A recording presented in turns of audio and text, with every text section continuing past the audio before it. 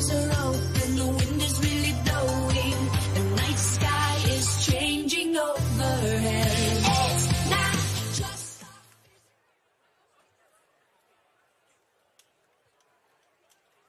Please welcome the Speaker of the United States House of Representatives, Nancy Pelosi, and Senate Majority Leader Chuck Schumer.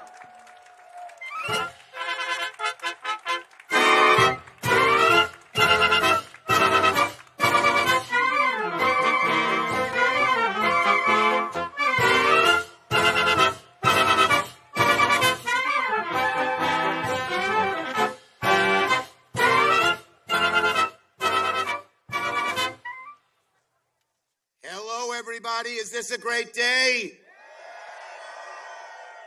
Boy, is it.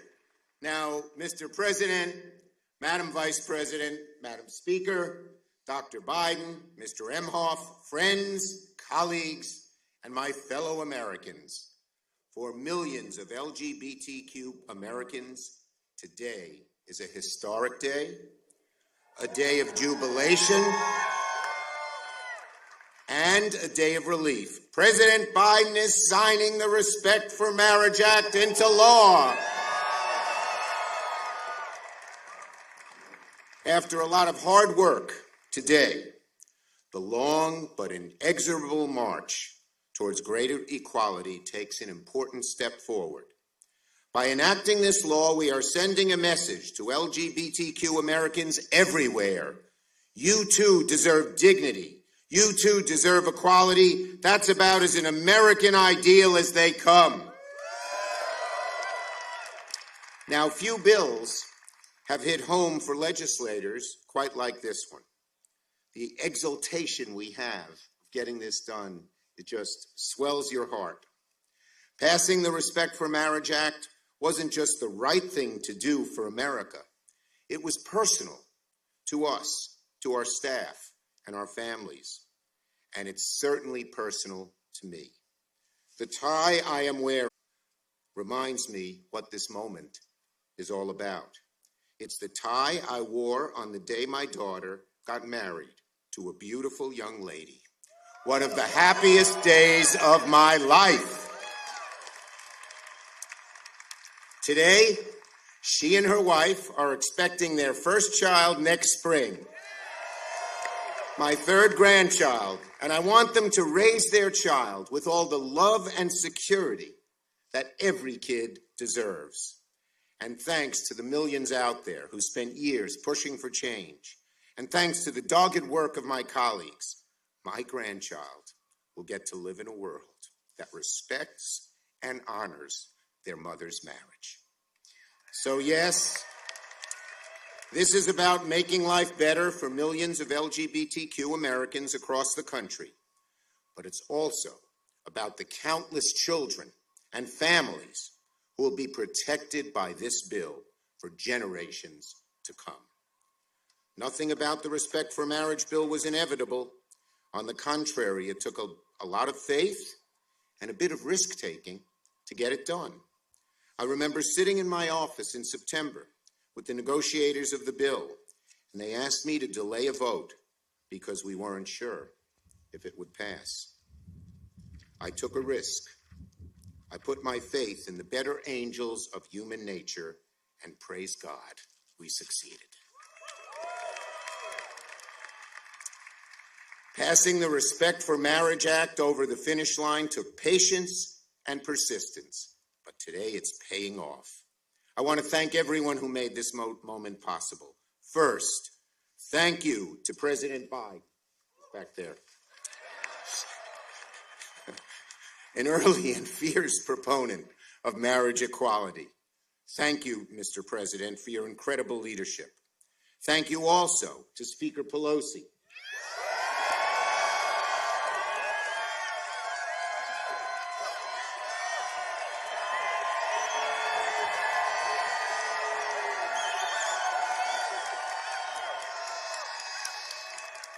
And all of my colleagues in the House. In the Senate, my thanks go to Senators Baldwin and Sinema, as well as Senators Collins, Tillis, and Portman. Their work has been magnificent, and I also want to thank someone who deserves a lot of thanks, Senator Feinstein, who originally authored this landmark bill. Finally, thank you to the American people, the vast majority of whom have understood that the inexorable march towards equality is what America is all about. You, the American people, made this bill possible.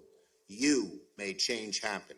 And because of you, we are taking one step closer to fulfilling our work of making a more perfect union.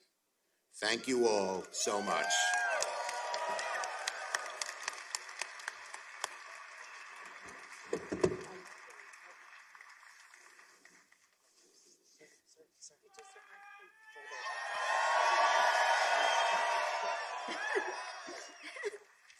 He took my speech.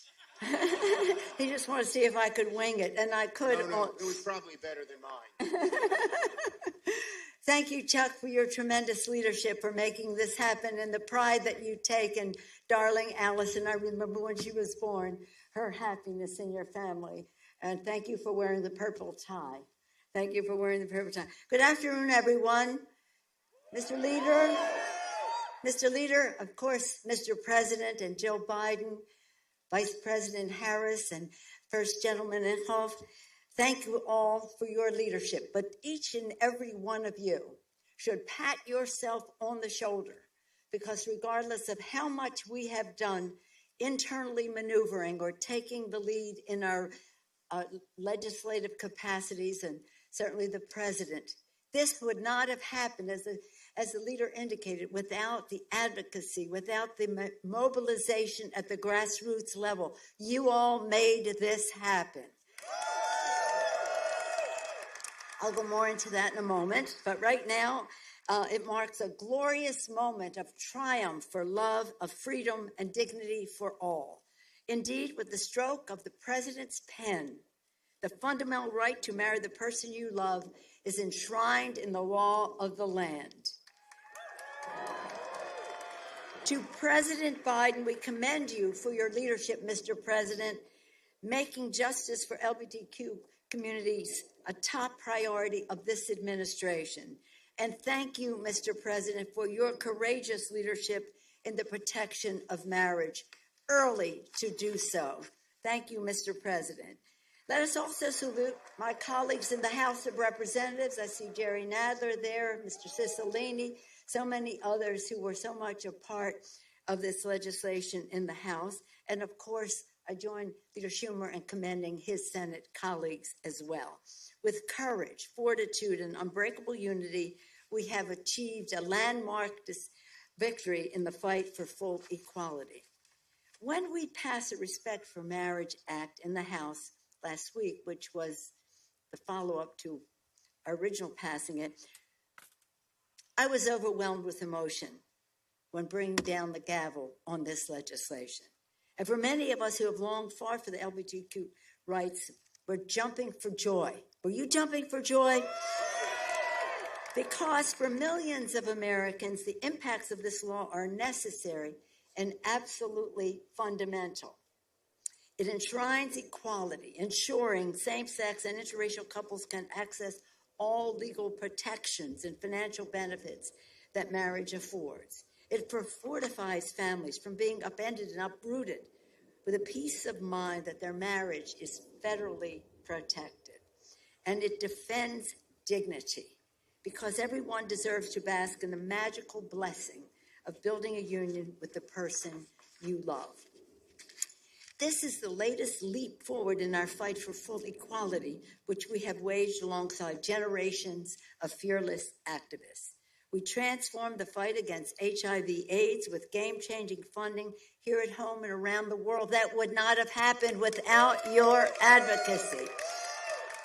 We took the scourge of bigoted violence with the Matthew Shepard and James Byrd Hate Crimes Fully Inclusive Hate Crimes Prevention Act. We tossed Don't Ask, Don't Tell into the dustbin of history honoring the patriotism of our heroes in uniform, including the transgender community in the military.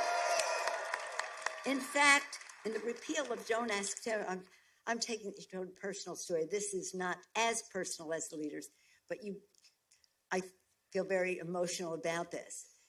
When I was ending my term as Speaker the first time, one of the last bills I signed as Speaker was December 2010, the repeal of Don't Ask, Don't Tell.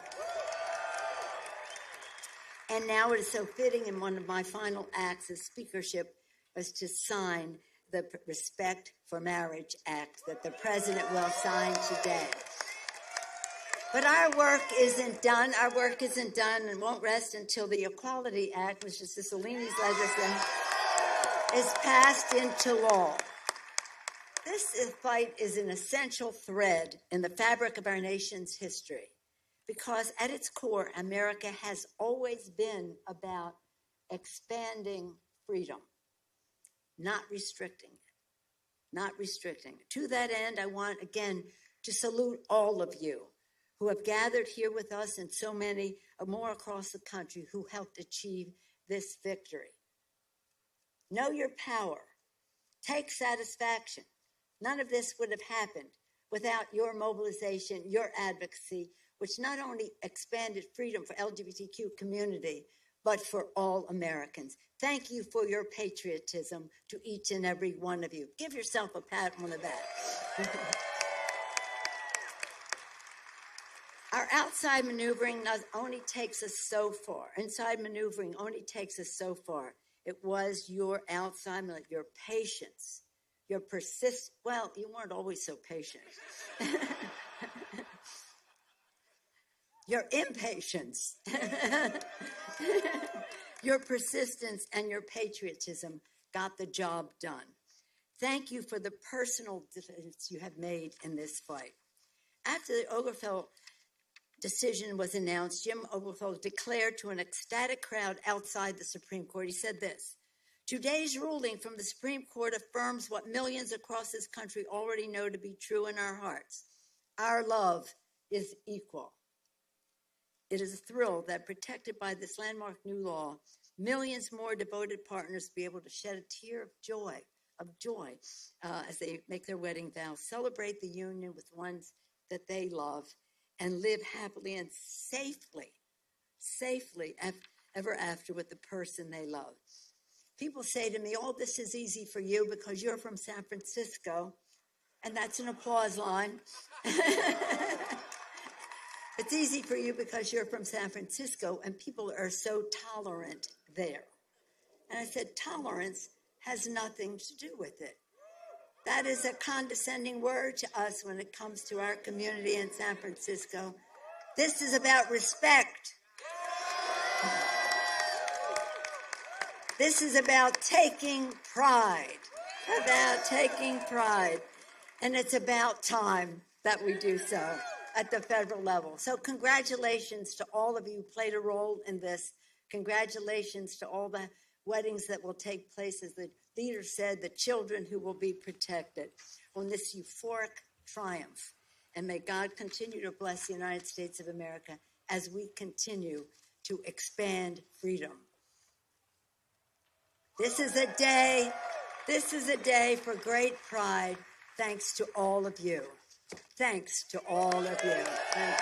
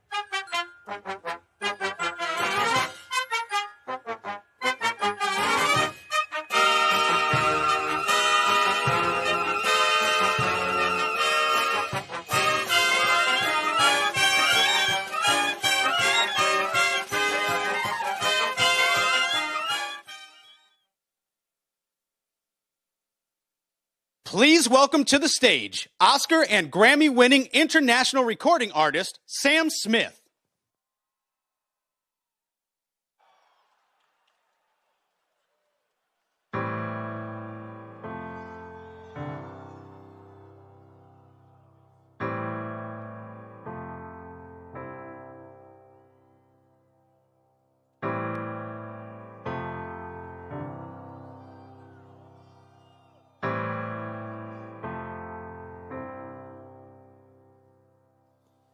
Boy, you know I'm not good at a one-night stand, that I still need love, baby, understand. These nights never seem to go to plan, but I don't want you to leave, will you hold my hand? No, won't you stay with me, 'cause you're all I need. This is love, it's clear to see. But darling, stay with me. Why am I so emotional? No, it's not a good look, and some self-control. Deep down, this never was, but you can lay with me so it doesn't hurt.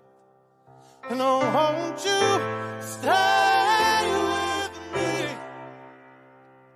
'cause you're all I need. This ain't love, it's clear to see, but darling, stay with me.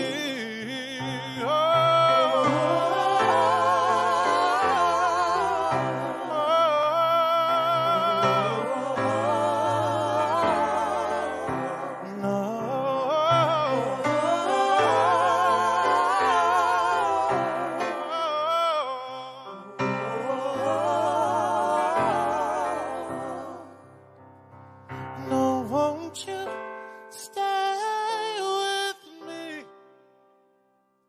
'cause you're all I need.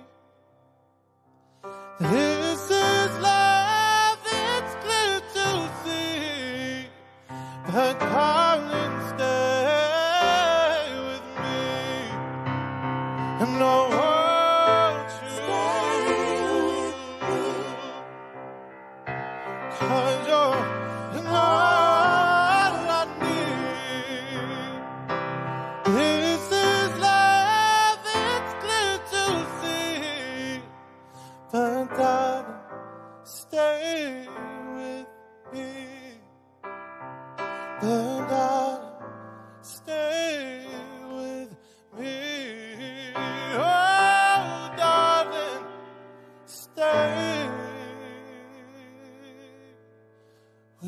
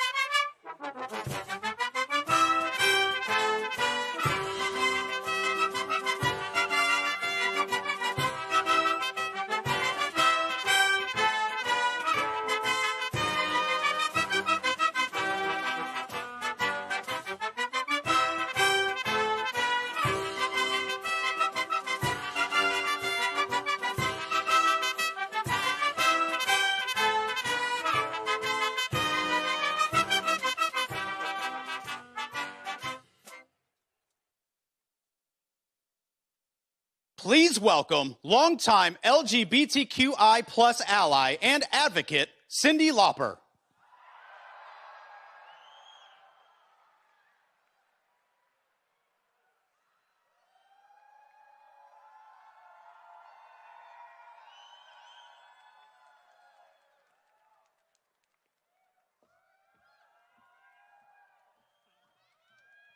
How you doing?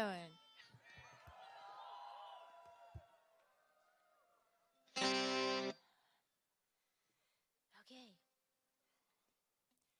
Well, this time, love wins.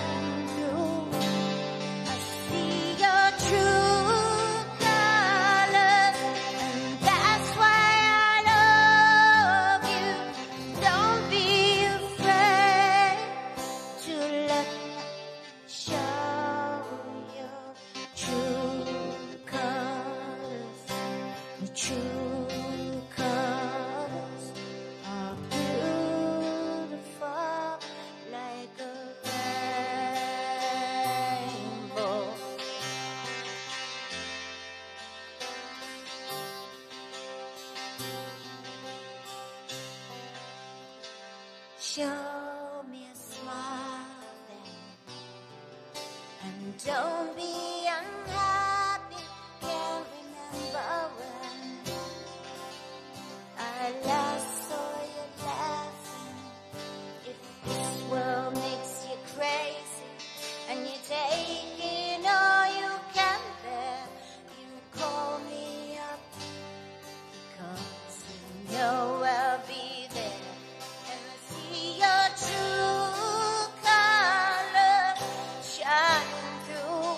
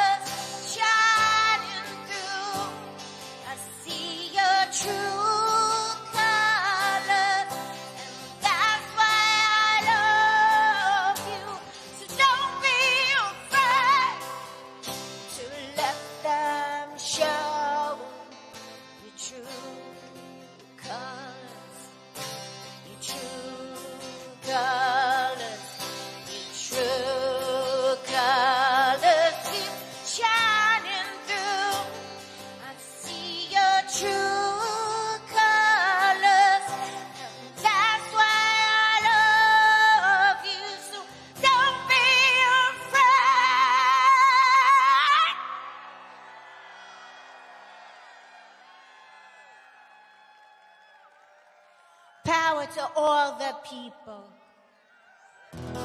Let them show your true colors, your true colors are beautiful. Come on.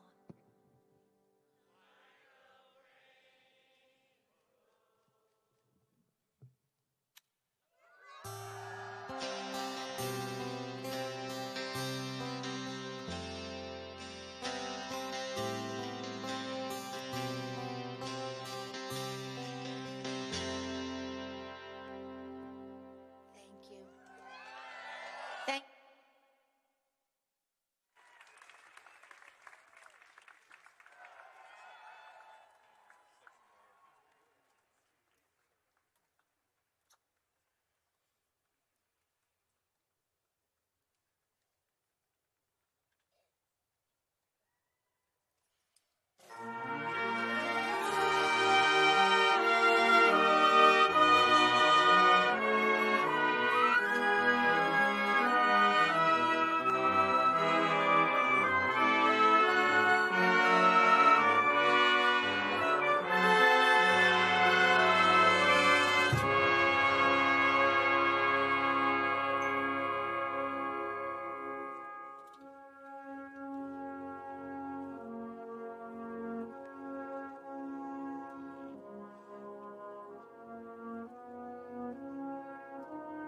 Look, I just think that the good news is that as more and more Americans come to understand what this is all about is a simple proposition.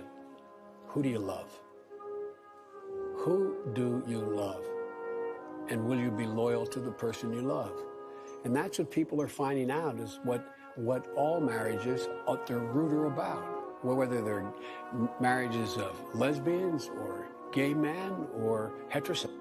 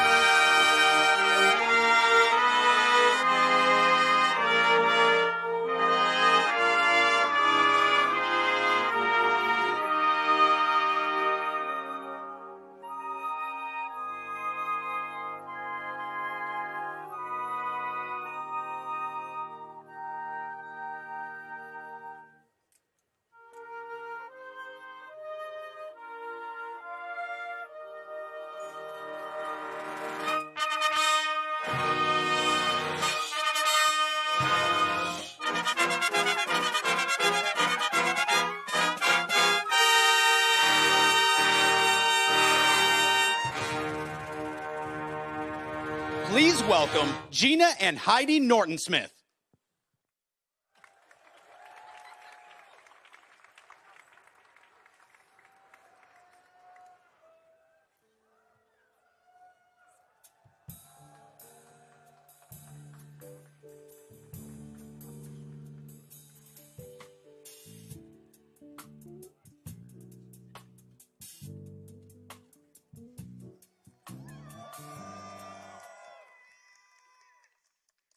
Good afternoon.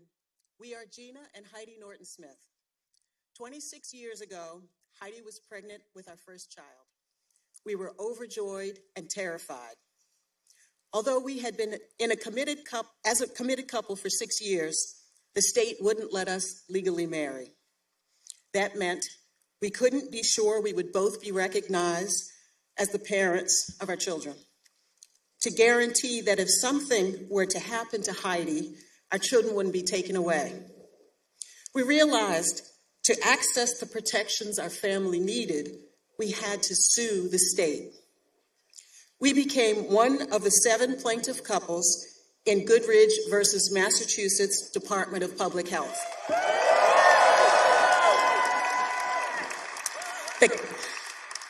The case that led to marriage equality in Massachusetts and ultimately the United States. Literally, the day that the court validated that our love was equal, we got married. Our families, friends, and particularly our beloved sons, sustained us through that lawsuit, and we drew the strength of those who came before us. It takes the efforts of many to bend the arc of history toward justice. Even now, there are so many places where people in our community are under attack. The work will continue, but look at how far we've come. The law that President Biden signs today will make people across the country safer, more secure, and less alone. From our family to all of you, thank you for fighting for our equal humanity and dignity, for our right to love and be loved, and for our marriage.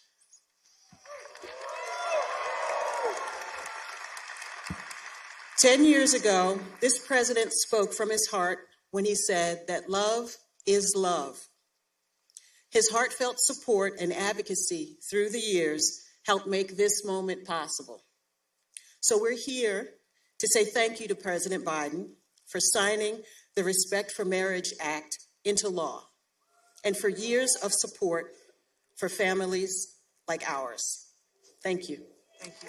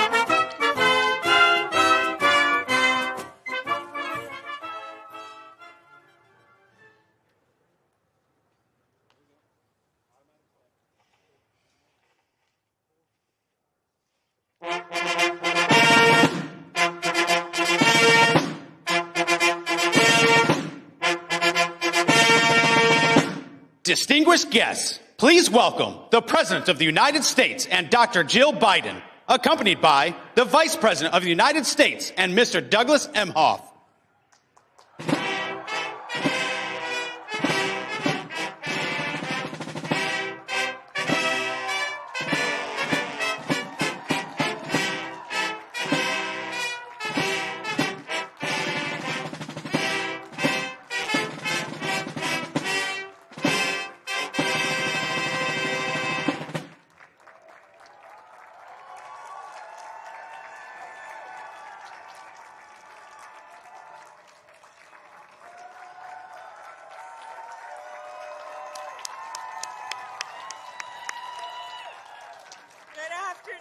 Everyone, good afternoon. Let me start by thanking Heidi and Gina for your courage and your leadership and your devotion to our country.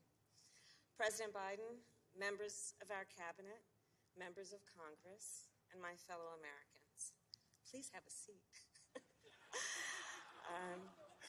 I often reflect on the week of Valentine's Day 2004, when I had the honor to stand in San Francisco City Hall and perform some of our country's first marriages of same-sex couples.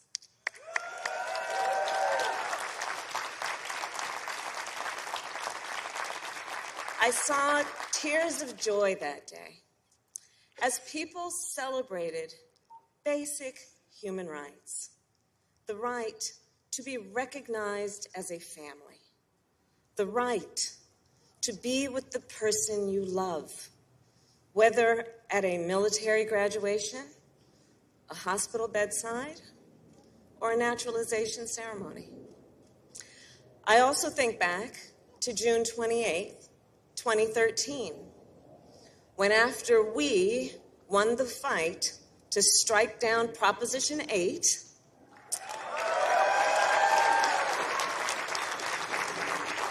and I had the privilege and honor to pronounce my friends Chris Perry and Sandy Steer spouses for life. Again at San Francisco City Hall, and this time it was on the Harvey Milk balcony. And Chris and Sandy are here today with their 4 sons, Elliot, Frank, Spencer, and Tom.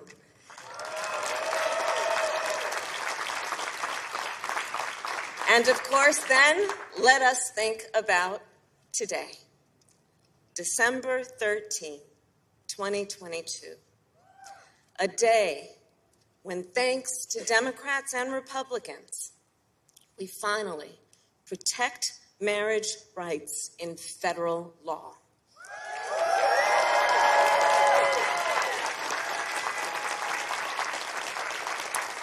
For millions of LGBTQI+ Americans and interracial couples, this is a victory, and it is part of a larger fight. The Dobbs decision reminds us that fundamental rights are interconnected, including the right to marry who you love, the right to access contraception, and the right to make decisions about your own body.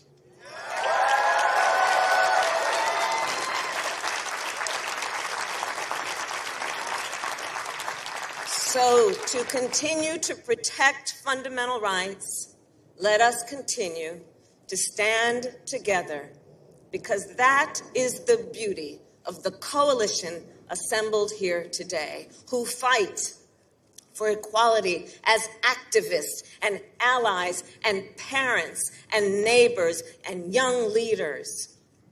And as the great Harvey Milk once said, I quote, "Rights are won only by those who make their voices heard."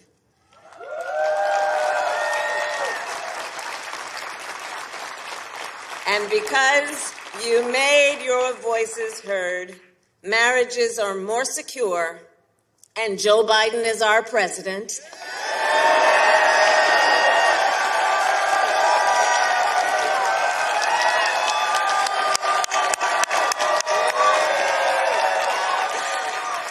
A president who elevated LGBTQI+ leaders to every level of our administration, who fights for the safety and freedom and dignity of all people every single day. And so, with pride, let us welcome the President of the United States, Joe Biden.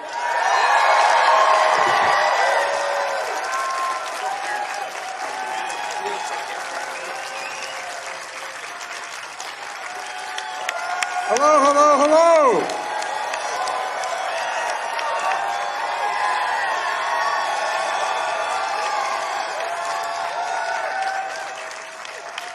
Today's a good day. A day America takes a vital step toward equality, toward liberty and justice, not just for some, but for everyone.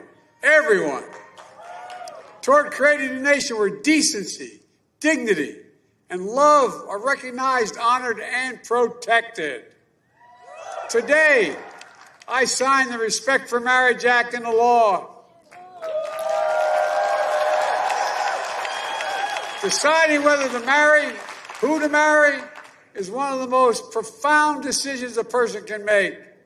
And as I've said before, and some of you might remember, on a certain TV show 10 years ago, I got in trouble.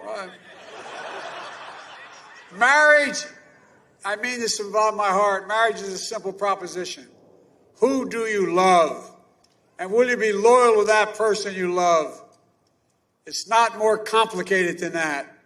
And the law recognizes that everyone should have the right to answer those questions for themselves without the government interference.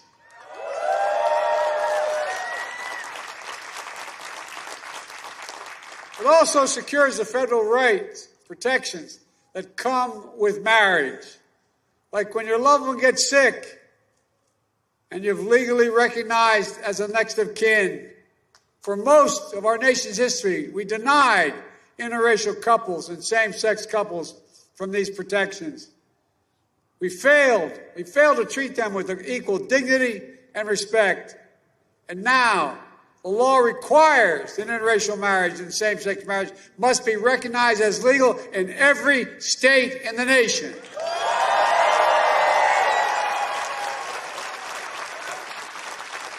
I want to thank all of you for being here today, for being part of this important movement. Jill, Kamala, Doug, my cabinet members, including Pete Buttigieg. And a special thanks to our performers, Joy, Sam, and Cyndi.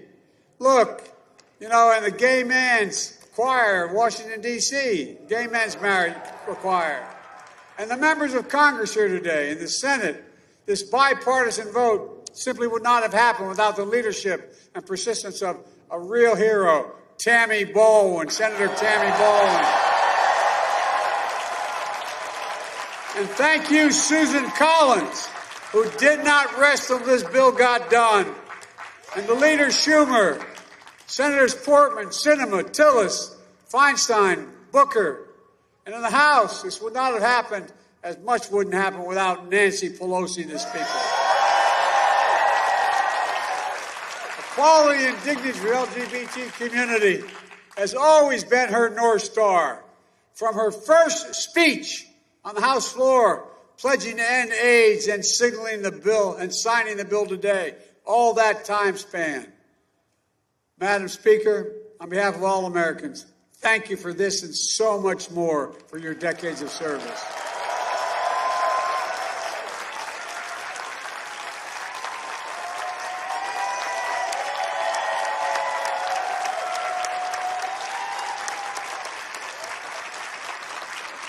We also owe our special thanks to representatives like Jerry Nadler, who first introduced the Respect for Marriage Act a decade ago, David Cicilline, and Sharice Davids as leaders of the Equality Caucus, and so many others, many of whom are here today, who did what was right. Standing behind me are dozens of plaintiffs. Up there, don't jump. The dozens of plaintiffs who fought for marriage equality through the years, as well as families whose existence would not be possible without the bonds of love and this law honors and protects. Look, we're here today to celebrate their courage and everyone who made the day possible. Courage that led to progress we've seen over the decades, progress that gives us hope that every generation will continue our journey toward a more perfect union. On this day, I think of Mildred and Richard Loving, a young woman of color and a young white man. They met as family friends and eventually fell in love. In 1958, they drove to Washington, D.C. to get married because the relationship was illegal in Virginia. They went back home. 5 weeks later, police burst into their house and arrested them for the crime of being married. The crime of being married. They were sentenced to 1 year in prison unless they agreed to leave Virginia and not return for 25 years. They appealed the sentence, and it took till 9 years later, in 1967, the Supreme Court of the United States ruled unanimously. It declared that laws against interracial marriage were unconstitutional. Today, Today, we're joined by one of the lawyers who represented the Lovings and the widow of their other lawyer that took the fight to the highest court because they believed their love should not be criminalized, but should be honored and respected. As Mildred Loving said, previous generations were, quote, bitterly divided over something that should have been so clear and right. So clear and right. No one could put it better. And later, Mildred fought something else that's so clear and right. Marriage equality for LGBTQ Americans. And today, we celebrate our progress from Hawaii, the first state to declare that denying marriage of same-sex couples is unconstitutional, to Massachusetts, the first state to legalize marriage equality for couples like Gina and Heidi, who you just heard from. To all the advocates, excuse me, who worked to block or overturn state bans. As you heard earlier, Vice President Harris took a stand as Attorney General in California. Talked earlier. Others also spoke out. One of them was my son, Beau Biden, who was Attorney General of the state of Delaware, who filed an amicus brief with the Supreme Court in favor of marriage equality and pushed to add gender identity protections into the law as well. Today, remember Edie Windsor and her partner, Thea.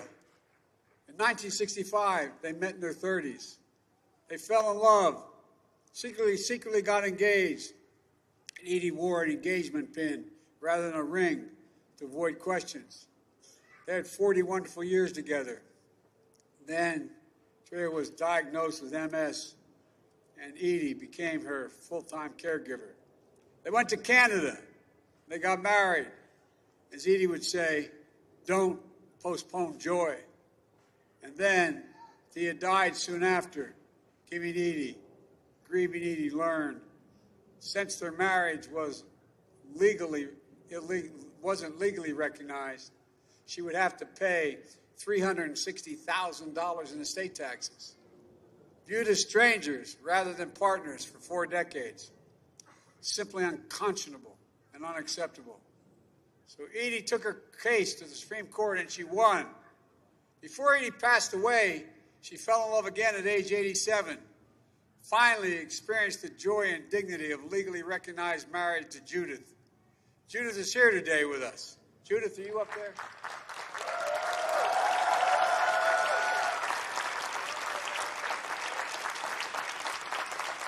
Also here today are many of the 16 plaintiffs in the same-sex marriage case that helped bring us here. They were subjected to intense public scrutiny and harassment, physical threats and violence for years as their cases made their way through the courts. Jim couldn't be here today, but he and I spoke on that day in June 2015 when he was on the steps of the United States Supreme Court. I called him right after that historic victory, a victory not just for the plaintiffs, but for the whole country, and I would argue for the world. My fellow Americans, the road to this moment has been long, but those who believe in equality and justice, you never gave up. Many of you standing on the South Lawn here. So many of you put your relationships on the line, your jobs on the line, your lives on the line to fight for the law I'm about to sign. For me and the entire nation, thank you, thank you, thank you.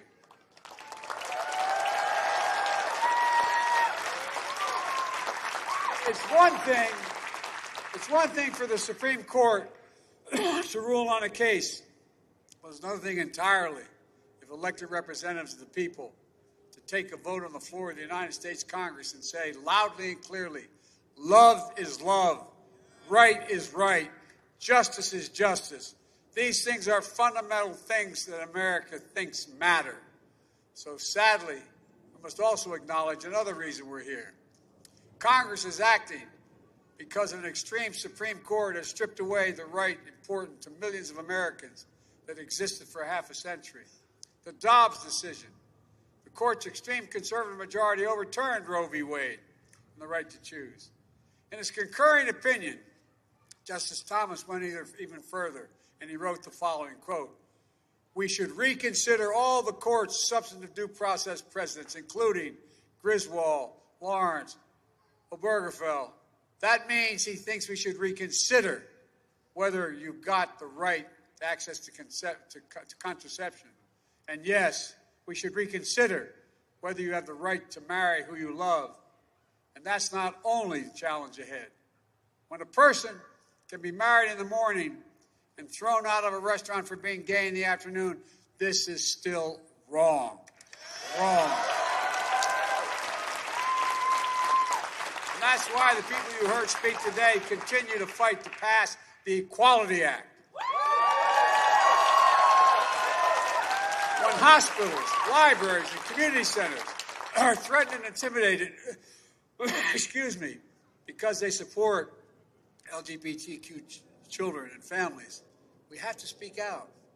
We must stop the hate and violence, like we just saw in Colorado Springs, where a place of acceptance and celebration was targeted for violence and terror. We need to challenge the hundreds of callous and cynical laws introduced in the states targeting transgender children, terrifying families, and criminalizing doctors who give children the care they need. We have to protect these children so they know they're loved, and we will stand up for them and say they can seek for themselves. Folks, racism, anti-Semitism, homophobia, transphobia, they're all connected. But the antidote to hate is love. This law and the love it defends strike a blow against hate in all its forms. And that's why this law matters to every single American, no matter who you are or who you love. This shouldn't be about conservative or liberal, red or blue.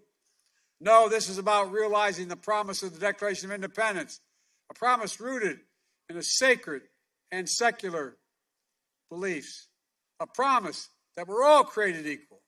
We're all entitled to what Abraham Lincoln called an open field and a fair chance. You know, there's nothing more decent, more dignified, more American that we're about what we're doing here today.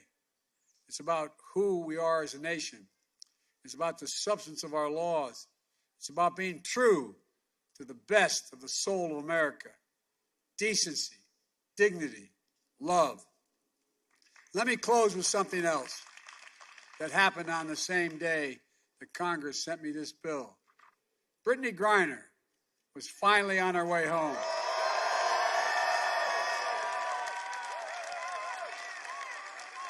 I got to know her incredible wife as we worked to bring Brittany home from her unjust imprisonment in Russia. We were together in the Oval Office, her wife and I. We heard Brittany's voice on the phone when she was freed. And we addressed the nation together. When we did that, Brittany's wife said, quote, "Today, my family is whole. My fellow Americans, that all-consuming, life-altering, love and commitment, that's marriage. Thank you to everyone on the hard-fought victory generations in the making. It's been a long road, but we got it done. We're going to continue the work ahead, I promise you. God bless you all, and may God protect our troops. And now, let me sign the Respect for Marriage Act into law.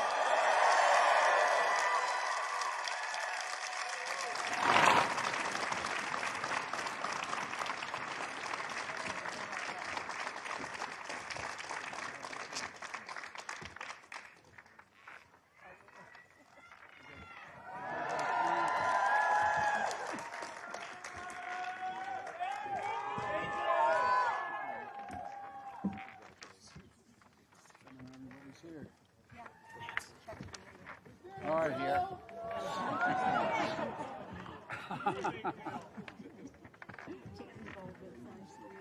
Yes, I did. She was that day. Right, she was that day. Here we go.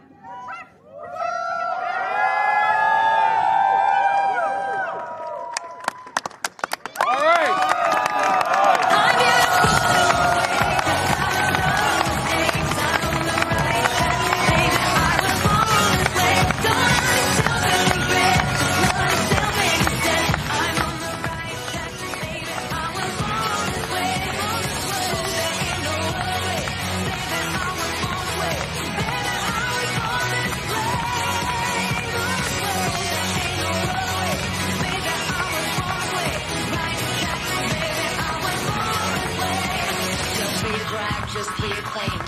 drag, just be a queen. Don't be a drag, just be a queen.